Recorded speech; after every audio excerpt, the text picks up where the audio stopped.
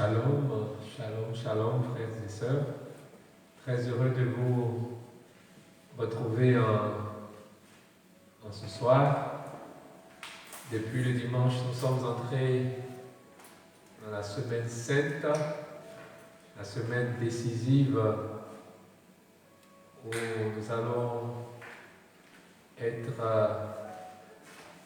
en contact avec le Christ qui va vers sa passion, vers la croix pour nous apporter la délivrance et le salut, et nous le bénissons.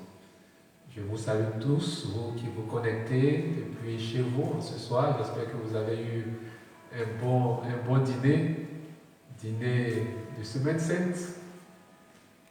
Alors nous bénissons le Seigneur qui nous rejoint et nous allons nous plonger dans sa glorieuse présence. Il est le Seigneur de gloire et nous le bénissons, nous l'adorons. Au nom du Père et du Fils et du Saint-Esprit, Amen. Oui, Seigneur, notre Dieu, notre Roi, notre Père, avec tes fils et tes filles qui sont connectés en ce moment, nous te bénissons et nous te glorifions. Nous élevons vers toi une louange. Oui, de chez toi, tu peux aussi élever une louange vers le Seigneur. Lui dis merci pour cette journée. Oui, tu as pu avoir des activités, tu as pu travailler. Bénis le Seigneur pour cela. Dis-lui merci pour tout ce que tu as pu accomplir comme tâche. Seigneur, merci pour tes fils et tes filles qui ont pu, au cours de cette journée, mener ces activités au niveau professionnel. Mais il y en a également qui n'ont pas pu le faire parce qu'ils sont sans boulot, sans travail. Seigneur, merci également pour eux, pour ceux qui ont pu faire de la journée. Ils ont eu du temps pour te prier, pour écouter ta parole, pour lire ta parole. Ils ont eu du temps pour méditer ta parole. Ils ont eu du temps également pour s'occuper de leur famille. Seigneur, nous te disons merci. Nous te disons merci. Nous te bénissons aussi pour ceux qui sont malades, ceux qui sont cloués au lit, qui sont couchés dans leur lit, qui ne peuvent pas mener toutes les autres activités qu'ils auraient bien voulu mener, Seigneur. Merci pour eux aussi. Merci pour ceux qui sont dans la paix, dans l'épreuve, dans le deuil, en ces moments. Seigneur, merci pour eux également. Parce que ta main n'est pas loin d'eux, parce que ta main également est sur eux, pour leur apporter ta présence, pour leur apporter ta consolation, pour leur apporter ton réconfort, Seigneur. Je te loue et je te bénis pour eux. Seigneur, tes œuvres sont multiples, elles sont grandes, mais elles sont toutes magnifiques. Et voilà pourquoi, en cette nuit, nous te rendons grâce. Nous te bénissons et nous te demandons, au moment où nous entrons dans ce shalom, le dernier de ce mois de mars, nous te demandons, Seigneur, d'ouvrir pour nous le ciel. Oui, car nous voulons voir ta gloire en cette nuit. Ouvre le ciel au-dessus de chacune de nos maisons. Seigneur, tu as localisé chacun de tes enfants qui sont connectés. Seigneur, que les écluses du ciel s'ouvrent au-dessus de leur maison et que ta gloire divine, Seigneur, descende sur eux.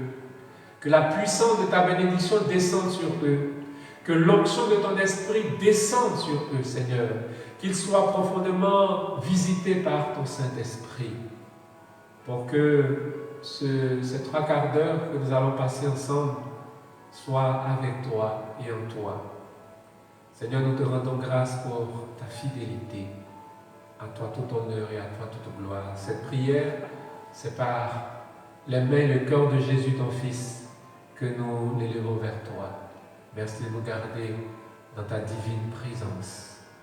Toi qui es notre Père, notre Roi et notre Dieu. Sois béni, Seigneur.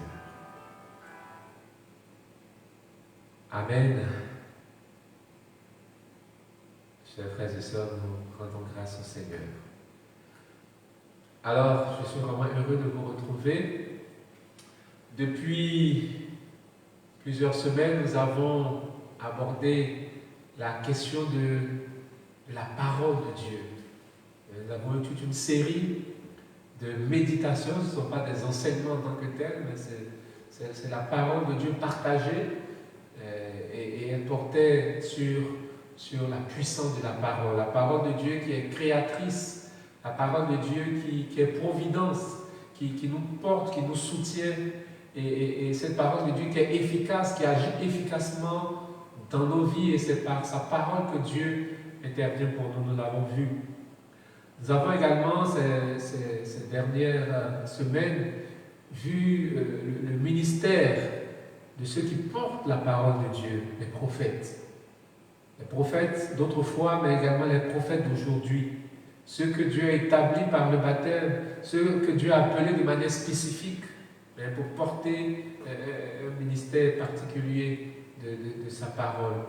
Nous rendons grâce au Seigneur pour tout cela. Alors, nous allons, je ne dirais pas conclure cette série sur la puissance de la parole, mais nous allons, je pourrais dire, marquer une pause sur les thèmes liés directement à la parole, à la puissance de la parole. Nous allons parler, comme nous l'avons annoncé ce soir, du silence. Alors, ça peut être un peu paradoxal, nous allons parler de la parole, et tout d'un coup, nous allons parler du silence.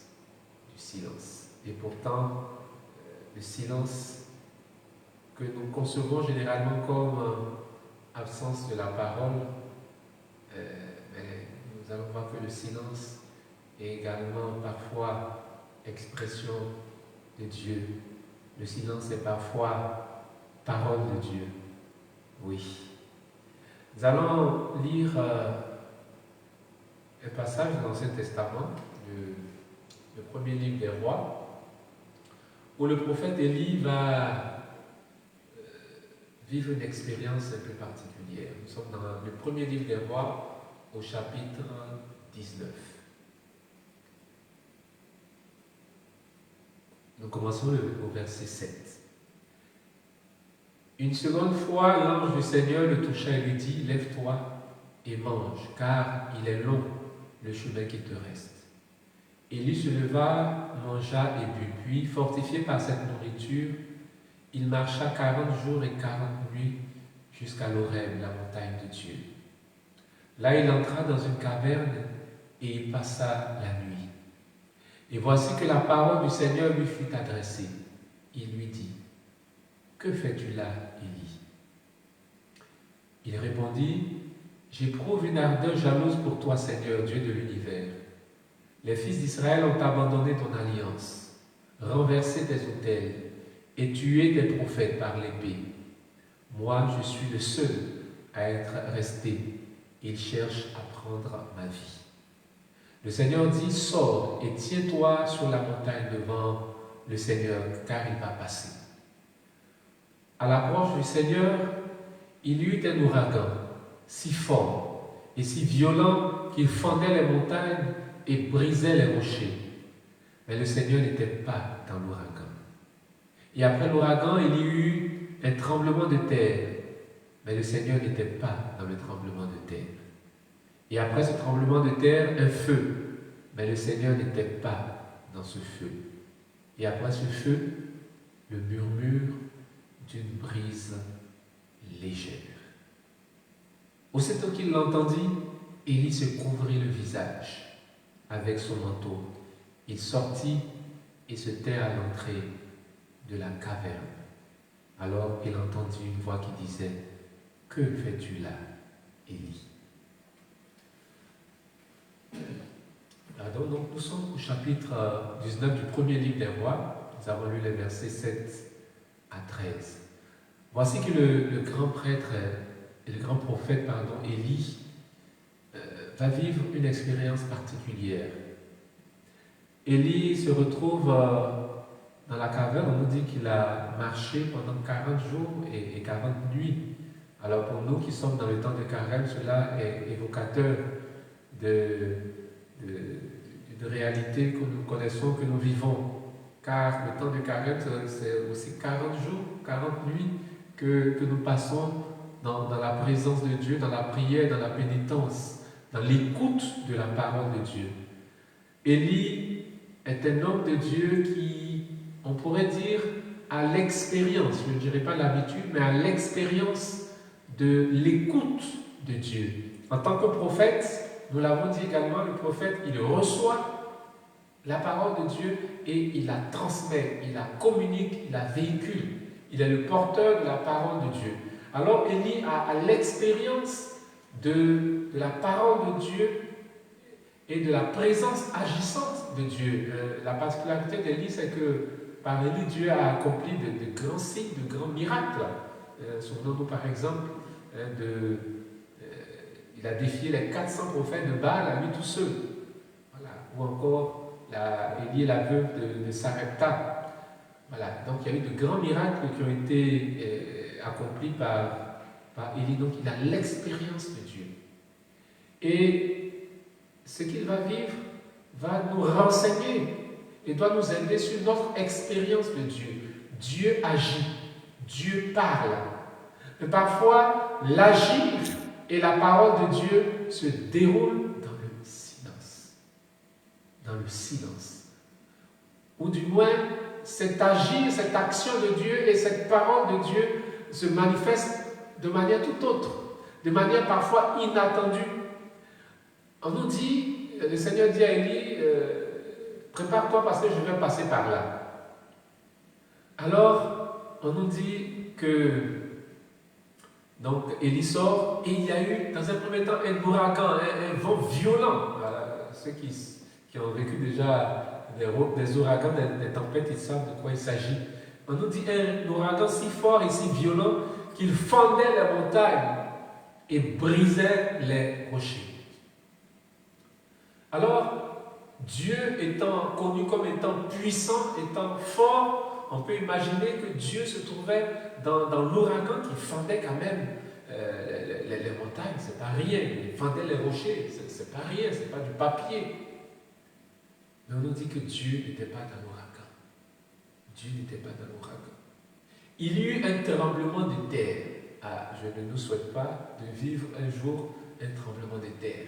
C'est terrifiant, c'est terrible. Mais là non plus, le Seigneur n'était pas dans le tremblement de terre. Il y eut, on nous dit, un feu. Alors, ce n'était pas juste une flamme d'une bougie, un véritable feu puissant. Mais le Seigneur n'était pas dans le feu.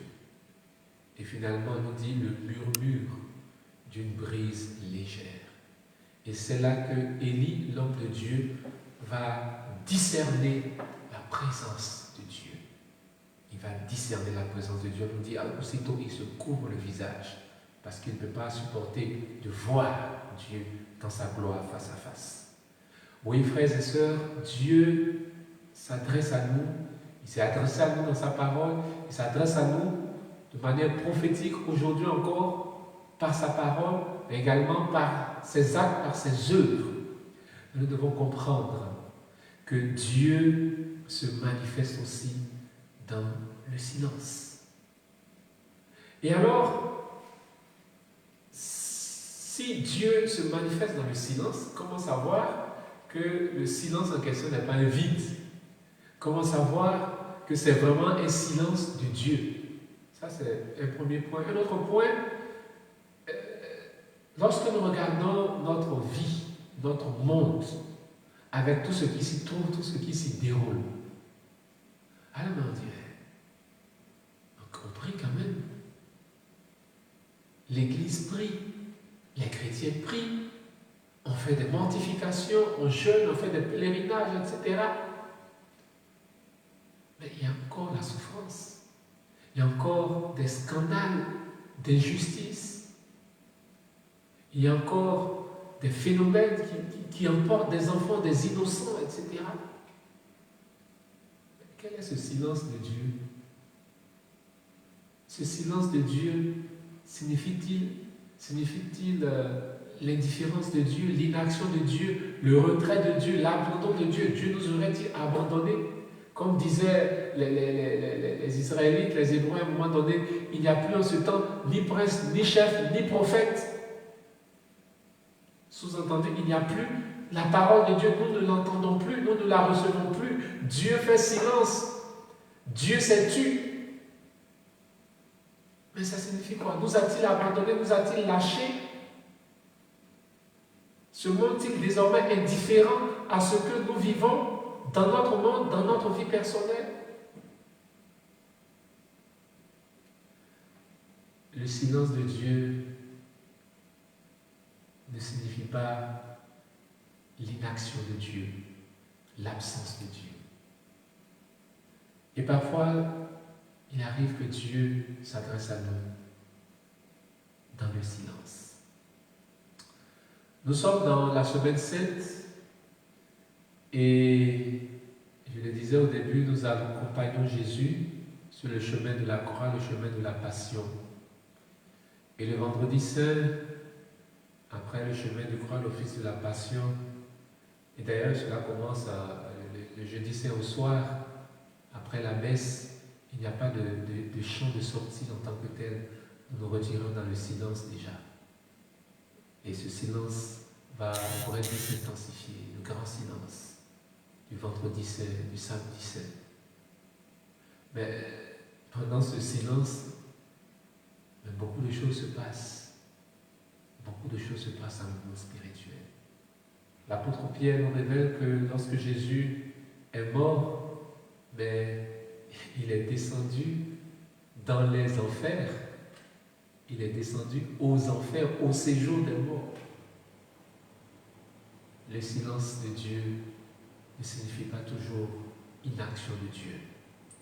Oui, frères et sœurs, comme Élie, nous devons apprendre à discerner le silence de Dieu et le message de Dieu dans son silence qui peut être apparent.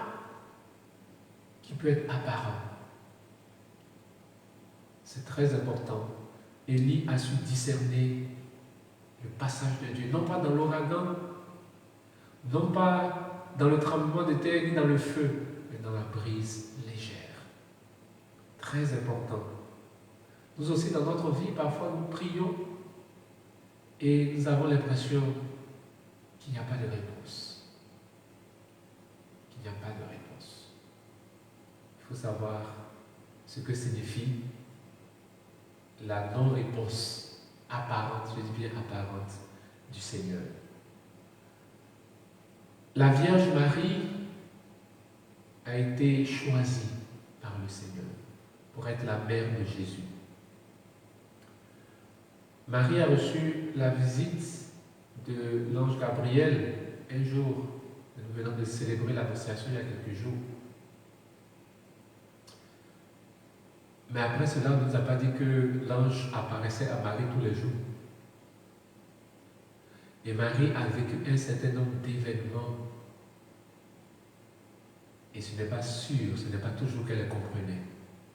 Mais on nous dit qu'elle gardait tout cela dans son cœur. Tous ces événements, elle les gardait dans son cœur.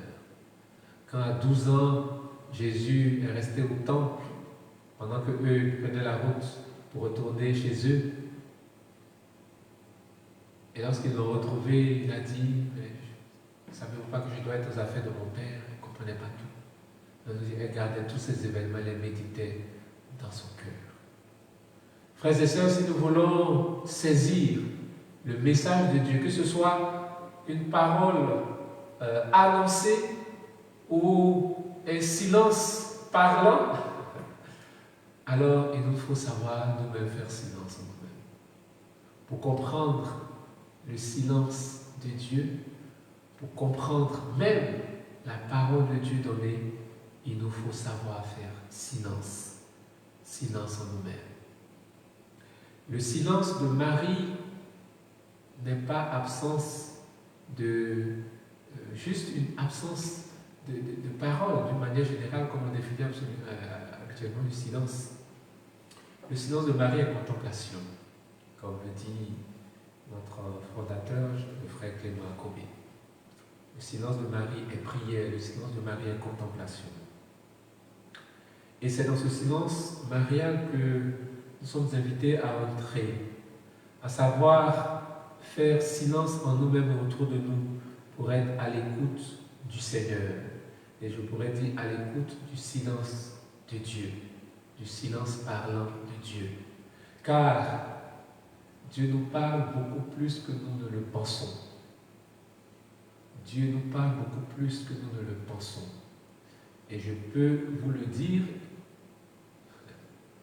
Dieu ne se répète pas. Il peut le faire, mais une fois que Dieu a parlé, alors la suite peut être le silence jusqu'à ce qu'on accueille ce qu'il a dit, ce qu'il vous a adressé comme parole. Oui, le silence est essentiel dans la vie spirituelle. Ce que nous sommes en train de dire aujourd'hui, c'est une toute petite introduction sur le thème du silence que nous allons aborder beaucoup plus tard. Voilà, pas dans les séances qui vont venir, mais nous allons prendre tout un temps pour parler abondamment du silence. Le silence de Dieu comme le silence du côté de la personne humaine. Oui, Dieu s'adresse à nous, et lorsqu'il s'adresse à nous, c'est à nous de pouvoir percevoir, saisir le message qui nous est offert, qui nous est donné. C'est extrêmement important. Je le disais, nous allons entrer dans le silence, le grand silence du vendredi saint. Mais ce silence que nous allons observer dans l'église, il n'y aura pas les célébrations, même les chants, que ce soit silence, mais c'est le reflet du grand silence au ciel.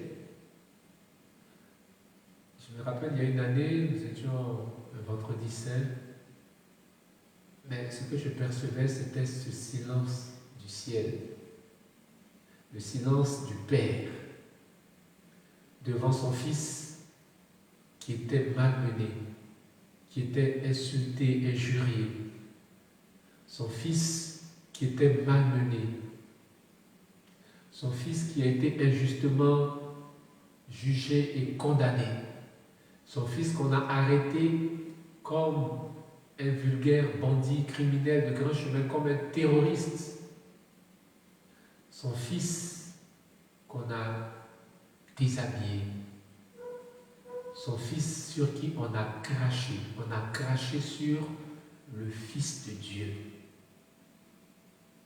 Et pendant tout ce temps, Dieu était en silence. Le cœur des anges s'est tu. Toute la cour céleste était en silence ce jour-là. Et c'est ce silence que nous reprenons dans l'Église, dans les célébrations. Oui, le Fils de Dieu, on l'a chargé d'une croix. Lui que des milliards d'anges servent, on l'a chargé d'une lourde croix épuisante et non rabotée, non, qui n'était pas lisse et qui arrachait sa peau. Et sur cette croix, on l'a mis, on l'a fixé, on l'a cloué. Le Fils de Dieu a été crucifié. Et pendant que les clous, ce qui devait servir à le fixer, on enfonçait cela dans ses mains, etc. Il a hurlé. Et le Père a entendu ce hurlement de son Fils. Il était dans le silence. Dans le silence. Et ce silence de Dieu, ce jour-là, était souffrance. Ce silence de Dieu était une douleur sans nom. Car quel fils, quel père ou quelle mère peut voir ainsi son propre enfant être ainsi tué, être ainsi humilié jusqu'à la mort et rester indifférent? Oui, ce silence du Père exprimait une lourde souffrance, une grande peine.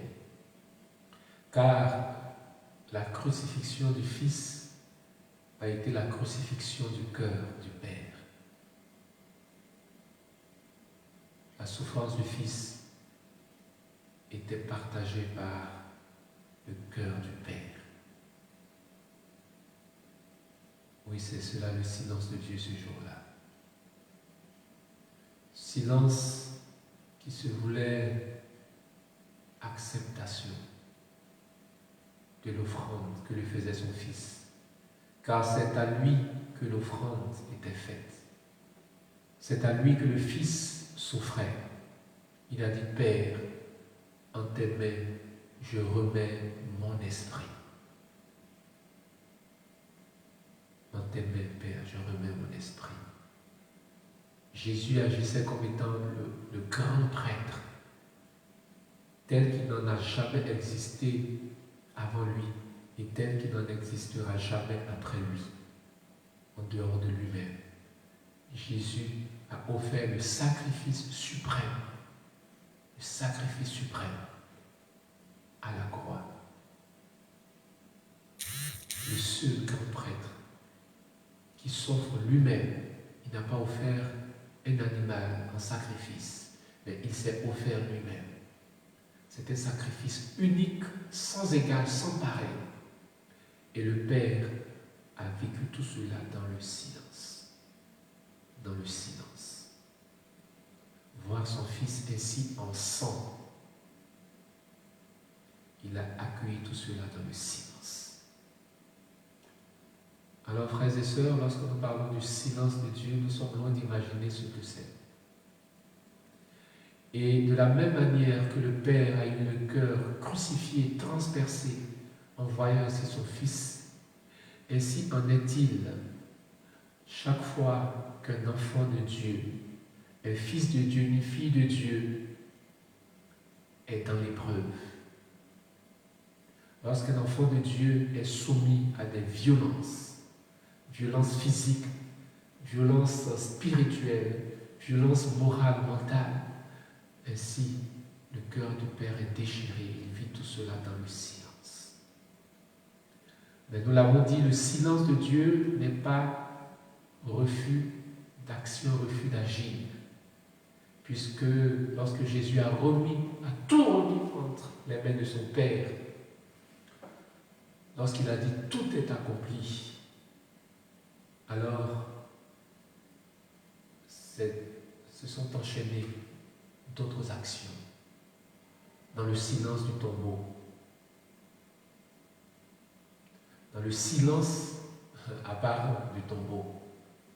C'était un puissant combat spirituel qui s'était engagé dans les enfers. Nous disons dans le credo que Jésus est descendu aux enfers. Alors ces 3 jours dans le tombeau, 3 jours de silence, mais en fait 3 jours d'action de haute envergure contre la mort, contre les puissances du mal.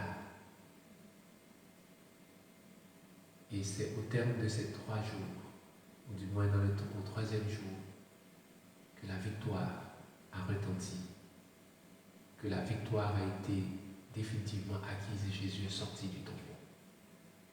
Oui, le silence de Dieu terrestre, le silence de Dieu se prépare et se met des actions que nous sommes loin d'imaginer, mais qui sont pour notre bien. Frères et sœurs, Dieu est vraiment Dieu. Il est vraiment le Dieu d'amour qui nous aime et qui nous sauve. Il nous ouvre ses bras, il nous ouvre ses portes. C'est Saint Paul qui dit que la preuve que Dieu nous aime, c'est que le Christ est mort pour nous. C'est-à-dire que le Père a accepté que le Christ meure pour nous. Si ce n'était pas l'amour qu'il avait pour nous, le Père n'allait jamais accepter que son Fils subisse tout ce qu'il a subi et qui ont fait que lui-même, tout cela fait que lui-même, le Père, il a souffert. Il a souffert. Plus que jamais, soyons convaincus de l'amour de Dieu pour nous et de la victoire que Jésus nous a acquise. Et nous en parlerons justement dans les prochaines éditions de Shalom, tout au long du mois d'avril. Oui, frères et sœurs, Dieu nous aime et Dieu nous sauve. Et Dieu est à l'œuvre, même dans son silence, Dieu est à l'œuvre. Et nous sommes invités, nous aussi, à faire silence souvent en nous-mêmes pour écouter Dieu, pour accueillir Dieu et pour être, nous aussi, à son service. Nous allons enchaîner avec ce temps d'intercession, frères et sœurs. Nous avons la grâce, le bonheur d'avoir Dieu avec nous. L'apôtre Paul disait, si Dieu est pour nous, qui sera contre nous? Seigneur, nous te bénissons et nous te rendons grâce. Tu es vraiment le Dieu saint, le Dieu fidèle, le Dieu d'amour, le Dieu de miséricorde. Nous te rendons grâce pour l'œuvre de tes mains. Seigneur, je voudrais, avec mes frères et mes sœurs, commencer par te demander pardon. Pardon pour toutes les fois où nous avons pensé que tu étais absent, parce que nous ne t'entendions plus.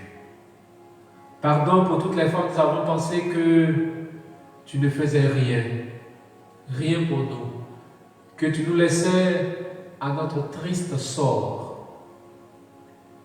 Nous pensions que tu nous avais lâchés, abandonnés, laissés tomber. Nous avons interprété ton silence comme un abandon. Seigneur, pardonne-nous. Pardonne-nous notre ignorance, notre mauvaise interprétation de ton silence. Seigneur, nous sommes avec Jésus, ton Fils, sur le chemin de sa passion. Et comme il le disait dans l'évangile de ce jour, le moment de sa glorification est venu. Seigneur, de la même manière que ton regard était sur Jésus pendant sa passion, pendant sa souffrance, je te supplie de jeter ce même regard, de poser ce même regard sur tes fils et tes filles. Tu connais la situation de leur vie. Tu connais les épreuves de leur vie. Tu connais les détresses de leur vie. Tu connais les peines de leur vie. Tu connais, Seigneur, les fardeaux de leur vie. Oh Seigneur, que ton regard de miséricorde se pose sur eux. Que ta main, Seigneur, qui est toujours agissante, que ta main, Seigneur, se pose sur eux. Tout à l'heure, en priant, nous t'avons demandé d'ouvrir le ciel au-dessus de leur maison. Seigneur, que de cette ouverture que tu as faite, descende ta main. Que ta main descende et qu'elle se pose sur eux et sur tous ceux qui sont dans leur maison. Seigneur, qu'une nuée de gloire, Seigneur, comme celle qui était sur ton peuple Israël, qu'une nuée de gloire descende du haut du ciel, que par cette ouverture, tes enfants, Seigneur, en soient recouverts. Nous savons que cette nuée de gloire symbolisait la présence, manifestait la présence, ta présence et celle de ton esprit sur ton peuple. Seigneur, que cette gloire divine, cette nuée divine soit sur la vie de tes enfants et que tu puisses agir dans leur vie, que tu communiques à chacun, à chacune ce qu'il lui faut. Seigneur, ceux qui ont besoin de paix, donne-leur la paix. Ceux qui ont le cœur troublé, désemparé, ceux qui sont déstabilisés, Seigneur, donne-leur ta paix, Seigneur. Rassure-les par ta présence. Qu'ils sentent, Seigneur, que ta main est sur eux. Qu'ils sentent, Seigneur, que ta main se pose sur eux. Oh Seigneur, nous te bénissons et nous te glorifions. Nous te bénissons et nous te glorifions pour ceux et celles qui sont dans la paix, dans le deuil. Seigneur, que cette nuée de gloire soit ta paix sur leur vie. Seigneur, que cette nuée de gloire déclenche une effusion de paix dans leur cœur. Seigneur Jésus, tu as dit, je vous laisse la paix, je vous donne ma paix. Seigneur, donne ta paix à tes enfants. Donne ta consolation à tes enfants. Répands ton esprit consolateur dans leur cœur, Seigneur. Déverse, Seigneur, abondamment ta paix au plus profond de leur cœur. Qu'ils soient envahis, Seigneur, par cette paix, par cette gloire de paix, cette gloire divine de paix. Seigneur, je te prie pour les malades. Pour les malades. Tu n'es pas limité, Seigneur. Tu as tout pouvoir au ciel comme sur la terre. Seigneur, guéris et soulage tous les malades. Tous ceux qui sont chez eux, soulage-les, guéris-les. Ceux qui sont à l'hôpital et pour qui on prie, soulage-les, guéris-les. Seigneur, délivre notre monde de cette pandémie du Covid-19 qui ne cesse de faire des ravages. Seigneur, ne permets pas que cette maladie devienne comme un instrument du démon. Mais au contraire, Seigneur, libère notre monde de cette pandémie et de tout autre fléau, de tout autre mal. Seigneur, nous te glorifions pour tous les malades que tu touches, que tu visites. Pour les personnes qui sont atteintes au niveau de leur cœur, qui ont des maladies cardiaques, Seigneur. Merci de les toucher. De les toucher par ta puissance. Par ta puissance. Seigneur, merci pour toutes les personnes vraiment que tu es en train de visiter de manière particulière. Oui, tu as les larmes aux yeux, tu pleures parce que tu as toujours pensé que Dieu t'avait abandonné. Et quand tu analysais ta vie, tu faisais une relecture de tout ce que tu as vécu, tu dis non, c'est sûr que le Seigneur m'a abandonné, le Seigneur m'a laissé tomber, le Seigneur m'a oublié. Mais tu es en train de te rendre compte que ce n'est pas du tout le cas. Et le Seigneur a toujours eu son regard sur toi. Et maintenant, sa main est en train de se déployer en ta faveur. Sa main est en train de se déployer en ta faveur. Seigneur, sois béni. Sois béni, ton cœur est envahi par cette présence de Dieu, cette paix, cette joie mêlée que tu ressens maintenant. C'est le Seigneur qui te dit qu'il est avec toi. Oui, tu as traversé des moments très durs, très difficiles. Mais le Seigneur te confirme qu'il a vraiment été avec toi et qu'il demeure avec toi.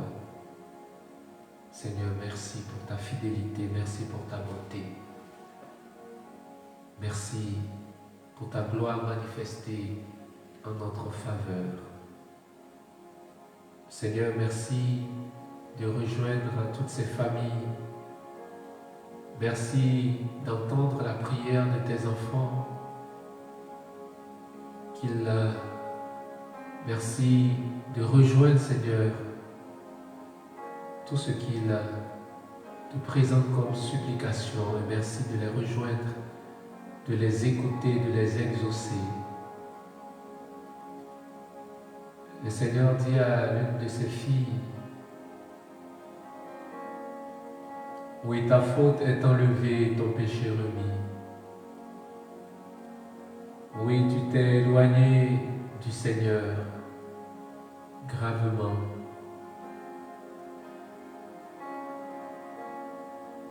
Et c'est sa miséricorde que le Seigneur te propose, et non point la condamnation,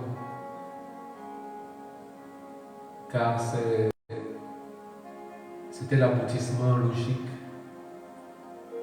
mais c'est plutôt la miséricorde que le Seigneur te propose maintenant. Seigneur, nous te disons merci pour tout ce que tu accomplis. La puissance du Seigneur est vraiment en train d'envahir la maison de plusieurs parmi vous qui êtes en direct. Et il y en a d'autres qui vont prendre après, plus tard, la vidéo, mais ces personnes-là également seront visitées par la gloire divine qui se répand. La nuée de gloire s'intensifie. Seigneur, nous te disons infiniment merci pour tout ce que tu as accompli. Frères et sœurs, que la paix de Dieu soit dans vos cœurs. Dieu vous aime et Dieu est présent, il est agissant parmi vous, parmi nous.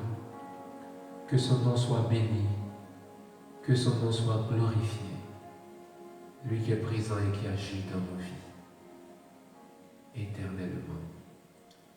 Nous demandons à Marie, notre mère, la mère de tous les enfants de Dieu, elle qui a su faire silence en elle-même pour être à l'écoute de Dieu et de sa volonté, que la Vierge Marie, la mère de Jésus, notre mère, vous présente à Jésus comme elle-même s'est offerte à Dieu. Comme elle est intervenue pour ce couple à Cana, qu'elle intervienne pour vous et qu'elle vous obtienne tout ce dont vous avez besoin.